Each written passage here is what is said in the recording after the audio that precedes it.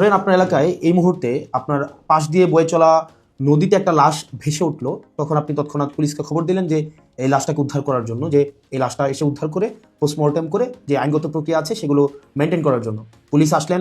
Police এসে সেই লাশটা আপনার বাসা থেকে ফর এক্সাম্পল 50 কিলোমিটার দূরে আপনার সদর হসপিটালে নিয়ে গেলেন, সেখানে পোস্টমর্টেম করা, সেখানে হচ্ছে ডোমকে রাজি করানো, তারপর হচ্ছে জানাজা, দাফন কাফন, এই প্রত্যেকটা কার্যক্রম পুলিশ নিজে উপস্থিত থেকে করলেন বা করেন। এটাই, পুলিশ ছাড়া এই কার্যক্রমগুলো কেউ করে না। অথবা কেউ হারিয়ে গেলেন, অথবা কেউ আত্মহত্যা করলেন, এই যে কার্যক্রমগুলোকে আমরা পুলিশকে দিয়েই হচ্ছে আমরা করতে হয়। এখন কয়েকটা প্রশ্ন এখানে, আপনার বাসা থেকে বা নদীর পাড় থেকে লাশটা জেলা সদরে নিয়ে যাওয়ার জন্য যে খরচটা হয়েছে, অ্যাম্বুলেন্স ম্যানেজ করা, ডোম ম্যানেজ করা, হসপিটালের যে খরচ, এই খরচটা আসলে কে দেয়? এই খরচটা দেয় হচ্ছে সেখানে নিয়োজিত যিনি দায়িত্বপ্রাপ্ত এসআই কনস্টেবল বা যিনি যান, পুলিশের যে সদস্য যান, তাকেই কিন্তু এই খরচটা বহন করতে হয়।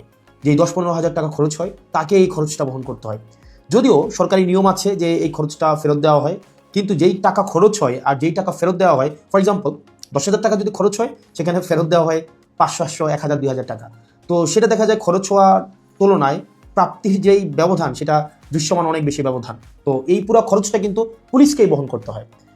দ্বিতীয়ত হচ্ছে, আপনি যদি আপনার এলাকার থানাগুলোতে যান, থানাগুলোতে গিয়ে যদি দেখেন যে আপনার এলাকার এসআই কনস্টেবল বা আপনার যারা সেবা দিয়ে থাকেন যে পুলিশগুলা কোন ধরনের পরিবেশে থাকেন, আপনি বিশ্বাস করেন, যদি আপনি ওই পরিবেশটা দেখেন, আমরা ইউনিভার্সিটিতে যেভাবে গণরুমে ছিলাম, এক রুমে গাদাগাদি করে অনেকজন, ফ্লোরিং করা, শুধুমাত্র তোষকটা থাকতো, উপরে ফ্যান নাই, যথাযথ পানি নিষ্কাশন ব্যবস্থা নাই, তারপরে হচ্ছে ভেন্টিলেশন সিস্টেম নাই। মানবীয় জীবন বলতে যেটা বোঝায়, আপনার থানাগুলোতে পুলিশরা সেই ধরনের পরিবেশে থাকে। এখন একটা পুলিশ আপনার ডিউটি করে এসে রাতে যদি এই ধরনের একটা পরিবেশে ঘুমায়, আমরা কি তার কাছ থেকে প্রত্যাশিত সেবা আমরা কিভাবে এক্সপেক্ট করব? মানে এটা এটা একটা মানবীয় জীবন থানাগুলোতে আসলে পুলিশের জন্য ব্যবস্থা করা হয়েছে। এত বছরেও পুলিশ এই সেবাগুলোতে, এই মৌল মানবিক পুলিশের যেই বেসিক যে সেবাগুলো, সেগুলো এখনো পর্যন্ত কিন্তু সংস্কার করা হয়নি। তৃতীয়ত, সবচেয়ে গুরুত্বপূর্ণ এবং তৃতীয়ত যেই অসুবিধাটি আমি থানাতে দেখলাম এই কয়েক মাসে, সেটা হচ্ছে আপনার থানা থেকে একটা অপরাধ কার্যক্রম সংগঠিত হয়, ফর এক্সাম্পল 15 কিলোমিটার 20 কিলোমিটার দূরে, একদিনে অনেকগুলো অপরাধ কার্যক্রম সংগঠিত একটা থানায় হতে পারে। পারিবারিক কলহ, মাদকের সমস্যা, ছিনতাই, ডাকাতি, চুরি, একাধিক সমস্যা সেখানে ঘটতে পারে। এখন প্রশ্ন হচ্ছে, একটা থানায় যদি আমার 16-17টা ইউনিয়ন, 20টা ইউনিয়ন, কোনো জায়গায় তারও বেশি ইউনিয়ন, প্রত্যেকটা জায়গায় যদি কোনো ধরনের অপরাধ কার্যক্রম সংগঠিত হয়, ধরি 10টা জায়গায় সংগঠিত হলো বা 5টা জায়গায় সংগঠিত হলো, আমার এই 5টা জায়গায় কিন্তু তাৎক্ষণিক রেসপন্স করতে হয়। এখন তাৎক্ষণিক যদি আমরা রেসপন্স করতে চাই, সেই জায়গাগুলোতে পৌঁছাইতে অবশ্যই আমাদের গাড়ির প্রয়োজন। মানে গাড়ি ছাড়া পায়ে হেঁটে তো নিশ্চয়ই এই ধরনের কার্যক্রমগুলোতে কখনোই পুলিশ তড়িৎ কোনো সিদ্ধান্ত বা তড়িৎ কোনো অ্যাকশন নিতে পারে না। কিন্তু আপনি যদি থানাগুলো যান, দেখবেন কোনো থানায় 10টা গাড়ির প্রয়োজন, 6টা গাড়ির প্রয়োজন, সেখানে থানাকে দেওয়া হয়েছে 1টা গাড়ি, 2টা গাড়ি। এখন পুলিশ তো আর বাসায় বসে থাকে না। আপনি কল দিলেন যে এখানে ঝামেলা হয়েছে, মানুষ মারা গিয়েছে, চুরি হয়েছে, খুন হয়েছে, পুলিশ কিন্তু আসতে হয়। তাহলে পুলিশ কিভাবে আসে? পুলিশ দেখা যায় একটা ভ্যান ভাড়া করে, একটা অটো ভাড়া করে, অথবা দেখা যায় একটা লেগুনা ভাড়া করে, সেইটা করে কিন্তু তাকে যেতে হয়। ওই যে ভাড়ার টাকাটা, এই ভাড়ার টাকাটাও কিন্তু পুলিশের পকেট থেকে দিতে হয়। দ্বিতীয়ত, এই যে ভাড়া করে যাওয়া আসা, তার যেই সময় নষ্ট হয়, সেক্ষেত্রে দেখা যায় যারা অপরাধ সংঘটিত করে তারা কিন্তু ইতিমধ্যেই সে জায়গা থেকে চলে যায় এবং আমরা সেবাবঞ্চিত হই। সেজন্য আপনি যদি পুলিশকে যুগোপযোগী করতে চান, পুলিশকে যদি আপনি তার সেবা তাৎক্ষণিক জনগণের কাছে পৌঁছাইতে চান, অবশ্যই তার ট্রান্সপোর্টেশন ব্যবস্থাটা অবশ্যই যথাযথভাবে করতে হবে। আপনি পুলিশকে ট্রান্সপোর্টেশনের গাড়ি দিবেন না। গাড়ি বলতে এখানে একটা পুলিশকে একটা গাড়ি, এটা বোঝানো হয় নাই। একটা কাভার্ড ভ্যান দেন, একটা 10টা পুলিশ একসাথে মুভ করতে পারে।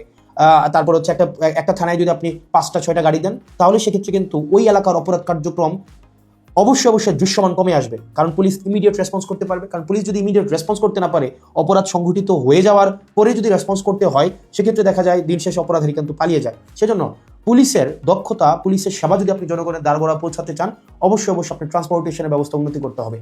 এখন আমাদের বিদ্যমান যে পুলিশ ব্যবস্থা রয়েছে, এই পুলিশ ব্যবস্থার থানাগুলোতে, আমি থানাগুলোর কথা বলবো, থানাগুলোতে তাদের অ্যাকোমোডেশন সমস্যা, তাদের বাসা, তাদের থাকার জায়গা নাই ঠিকঠাকভাবে, গণরুমের মতো তাদেরকে থাকতে হয়, এবং তাদেরকে যে বেতন দেওয়া হয়, এই বেতন দিয়ে যে একটা স্বাভাবিক জীবনযাপন করবে, সেটা কোনোভাবেই সম্ভব না। দ্বিতীয়ত হচ্ছে আপনি তাকে ট্রান্সপোর্টেশনের ব্যবস্থা করছেন না যথাযথভাবে, আপনি তাকে হচ্ছে দেখা যাচ্ছে যে আপনি তাকে ঢাল তরোয়ার ছাড়া, ট্রান্সপোর্টেশন ছাড়া আপনি অপরাধী ধরতে পাঠাচ্ছেন, টহল দিতে পাঠাচ্ছেন।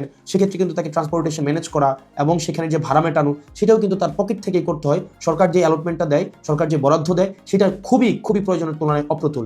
তৃতীয়ত হচ্ছে আপনি পুলিশে একটা হচ্ছে আমি অনেকগুলো অফিসারের সাথে কথা বলেছি, রিটায়ার্ড অফিসার, চাকরিরত অফিসার, তাদের সাথে কথা বলেছি। পুলিশে ম্যানেজ করে নেওয়া একটা কালচার আছে, ম্যানেজ করে নেওয়া একটা কালচার। ফর এক্সাম্পল, আপনি কনস্টেবলকে পাঠাইলেন কোন একটা জায়গায় আসামি ধরার জন্য, সেখানে 5,000 টাকা খরচ হবে যে আসামিটা ধরতে, ট্রান্সপোর্টেশন কস্ট বা তদন্ত এই জায়গাগুলোতে।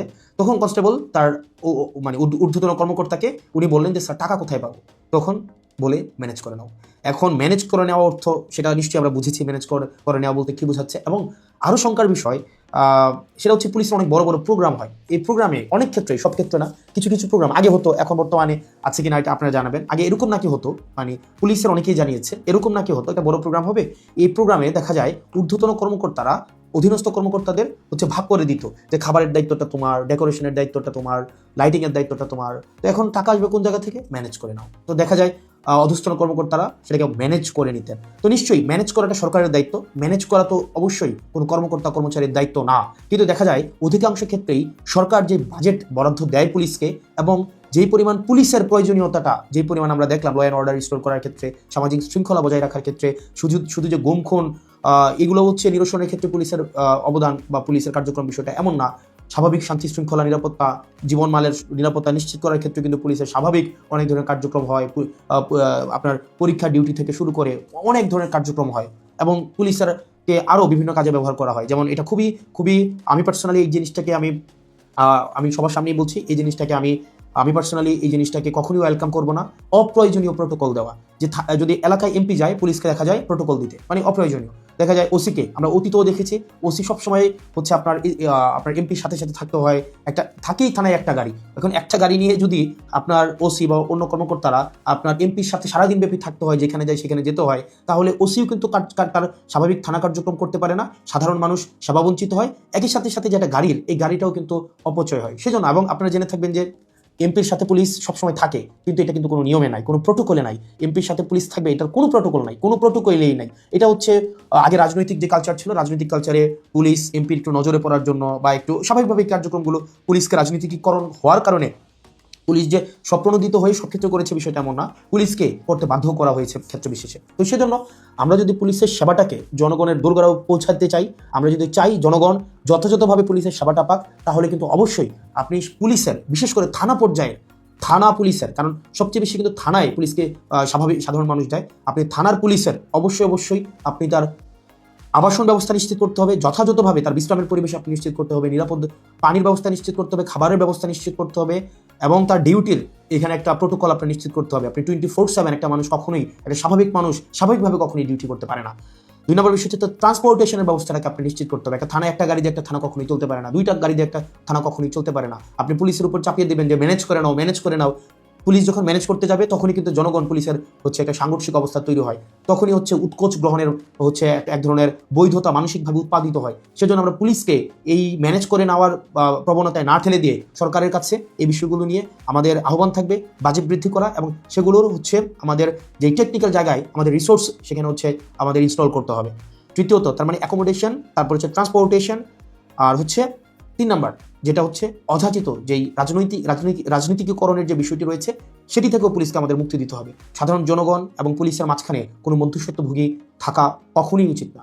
তো আমরা পুলিশের কখনোই, আমরা শুরু থেকে, আপনি যদি জান আমার টাইমলাইনে এখনও আছে যে অগাস্ট থেকে 2024 অগাস্ট থেকে পুলিশের যে টেকনিক্যাল হচ্ছে রিসোর্স ইনস্টল করা, তাদেরকে সেটাকে এনরিচ করা, পুলিশকে জনমুখী করা, রাজনৈতিক প্রভাবে বলের বাইরে নিয়ে যাওয়া, তাদের আবাসন, স্বাস্থ্য, চিকিৎসা সেগুলো যেন যথাযথ হয় সেটি নিশ্চিত করা, তার পেশাদারি যেই ব্যয় হয় সেই পেশাদারি ব্যয় যেন সরকারি খাত থেকে হয়, তাকে যেন সেটির জন্য ম্যানেজ করা কালচারে না যেতে হয়, সেটির জন্য কিন্তু আমরা গুরুত্ব দিচ্ছি। সেজন্য আমরা সংসদে এই বিষয়গুলো নিয়ে কথা বলবো যদি আল্লাহ সুযোগ করে দেয়, এবং যেহেতু সুযোগ করে দিয়েছে একই সাথে সাথে সরকারের কাছে বা মানুষের কাছেও যে এই যে পুলিশের, আমরা যে তৃণমূলের পুলিশের যে জটিলতাগুলো, সেগুলো আমার কাছে মনে হয়েছে সবার জানা উচিত, যেহেতু থানাগুলোকে আমরা এখন খুব ক্লোজলি দেখছি, সেজন্য সবাইকে জানানো। আর পুলিশের প্রতি আমাদের সবসময় সংবেদনশীলতা রয়েছে, এবং আমরা চাই পুলিশ জনগণের হয়ে উঠুক, কোনো রাজনৈতিক দলের না, পুলিশ হয়ে উঠুক সবার। পুলিশের সাথে জনগণের সম্পর্ক থাকবে হৃদ্যতার, এবং প্রত্যেকটা মানুষ যেন ভয়হীনভাবে সেখানে অভিযোগ জানাতে পারে, এবং অপরাধী নির্মূলে পুলিশ সবসময় যেন সুদৃঢ় ভূমিকা পালন করতে পারে রাজনৈতিক যে কোনো প্রভাবের ঊর্ধ্বে উঠে।